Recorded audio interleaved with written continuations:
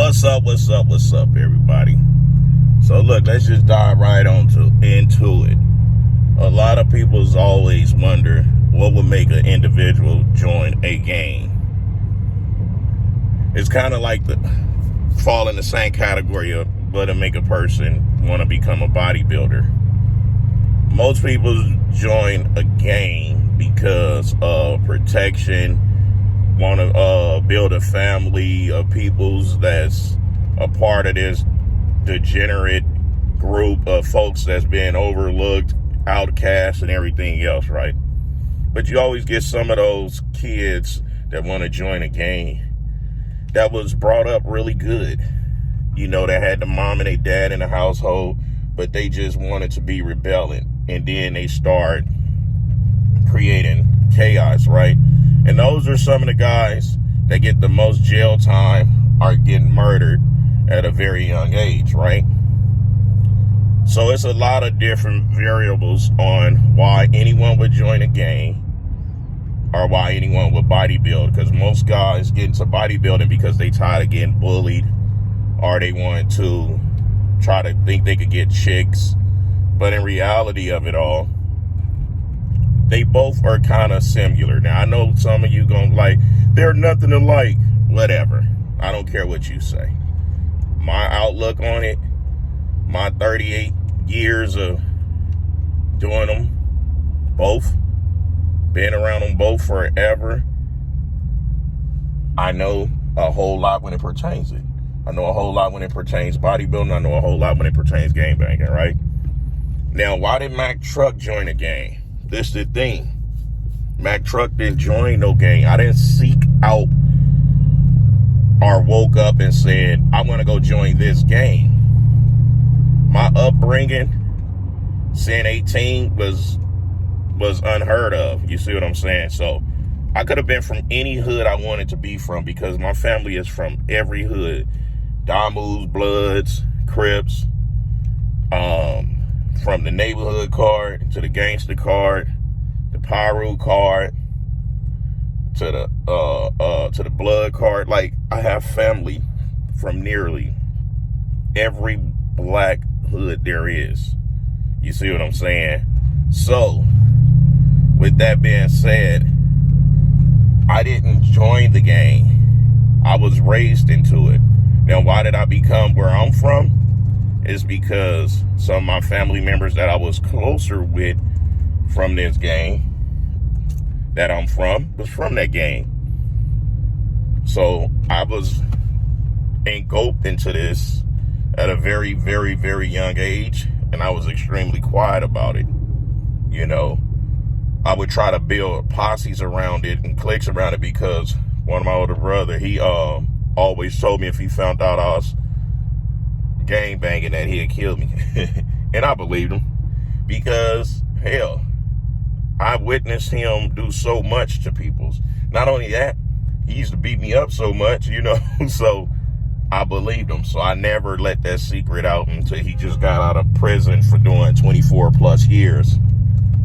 And when he came home, one of my cousins slipped up and told him. And he had approached me about it. He was like, man, I just didn't want this for you.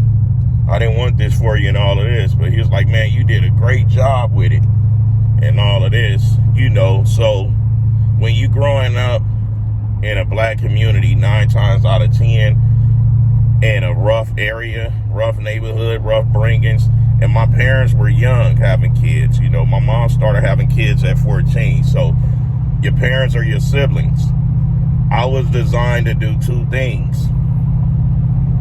Become a gang member, become a gang banger, sell drugs. That was it. That's what I was designed for.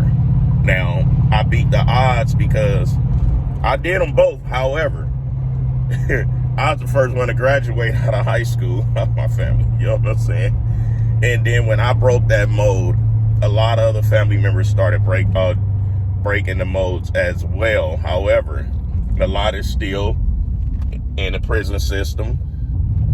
You know, still gang banging, some converting to becoming gang members. So it's like I always felt like there was something else for me to do. And where I come from, you know, you get frowned upon on a lot of the stuff. Like a lot of the stuff I do get frowned upon on. But the one reason why I don't get frowned on is because I'm going to handle my candle. Think about it. How many dudes you know going to grow a bald spot out and dye to whatever hair that can grow on their head and still be respected in the streets? Now, you get those that might say behind my back, oh, that dude Mac he crazy, he weird, but they'll never say it to my face, because if they would disrespect me like that to my face, I'm going to make them stand on it, right? But those the ones who don't have no recognition or no voice out here. How many dudes you know could become a stripper in South Central LA and don't be getting pressed, being called gay, homosexuals, and all of that? Why ain't do that to me? Because they know I will handle my candle. Now, bodybuilding and a strip club actually helped me from being heavy in the streets like I would normally be. Don't get it twisted. I've always been in the streets, low riding, motorcycling, and all of that. Muscle car and racing and all that street racing and everything else. Always been that dude. However, when certain hours hit, I'm not in the streets because I'm at the clubs trying to make some money. Bodybuilding took me to Africa and Paris, you know, performing for the ambassador. 10 minutes, get a whole 2-week vacation out there, paid for.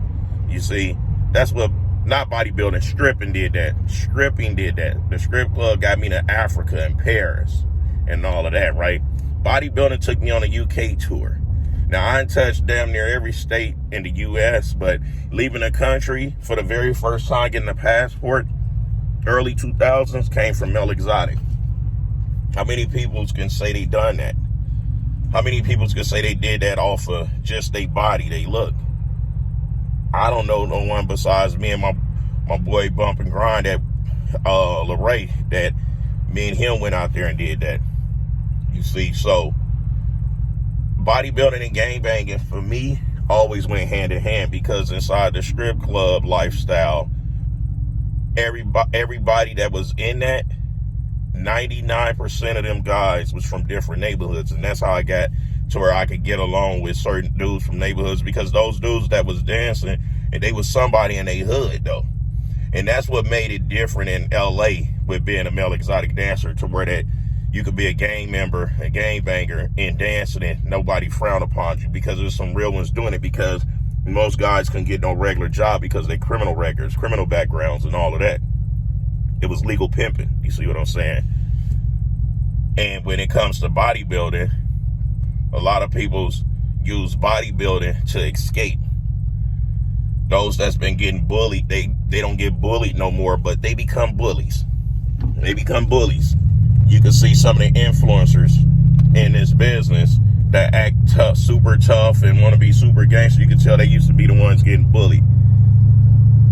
And they could portray like they wasn't, but you can always tell those who used to get bullied, because when they really big, they super extra'd out.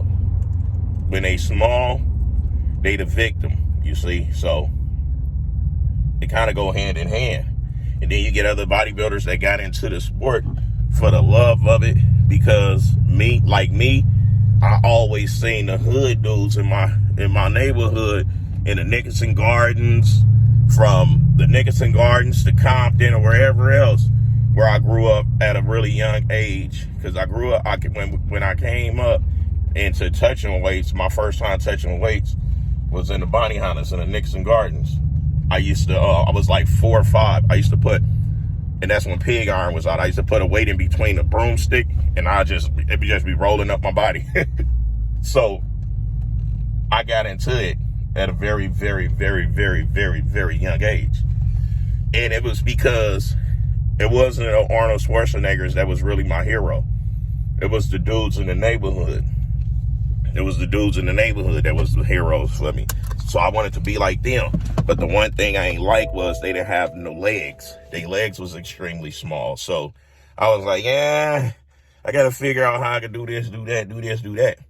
So by the time I got into junior high, taking weightlifting classes, high school, same thing, It taught me how to actually build my legs up, how to actually get my physique to look how I want it to look. And then that's when I developed the hunger to compete. So it all stemmed from gang banging, from the gang banging to the strip club, from gang banging to the strip club to the bodybuilding stage. It all went hand in hand. That's why I got involved in it. You know, the story a whole lot longer. I'm just giving y'all a shorter version of it. If this video do pretty good, I'll extend it a whole lot further. You know, bring you guys a little more in depth on what actually went on, how many women I had to pay for this, buy that, how many dudes I had to comatose in the dressing rooms or comatose them out in front of the club, how many dudes ran up there looking for their wife and got they shit split. You know, I got a real colorful story, real colorful lifestyle. So we'll get in depth on that. So then, I hope y'all enjoy this little bit of rant all over the place. So next time, I'll smell y'all later. Those of you that rock with me, greatly appreciate you guys. All my new supporters, all my older supporters / family members, I am greatly appreciative to having y'all been a part of this community. Smell y'all later. Geek, geek, geek.